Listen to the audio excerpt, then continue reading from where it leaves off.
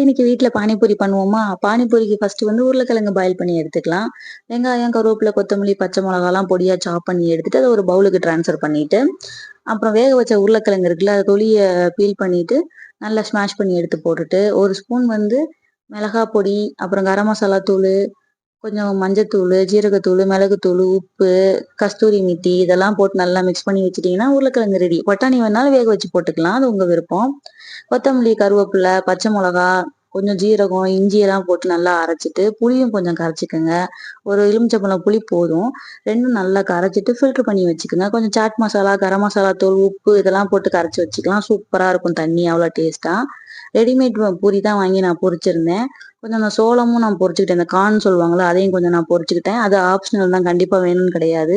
நல்லா பூரிய ஓட்ட போட்டுட்டு, அதுல இந்த உருளைக்கிழங்கு, சோளம்லாம் வச்சுட்டு, பானி ஊத்தி அப்படியே சாப்பிட்டு பாருங்க. அவ்வளோ அருமையா இருந்தது. கண்டிப்பா ட்ரை பண்ணிட்டு எப்படி இருக்குன்னு சொல்லுங்க.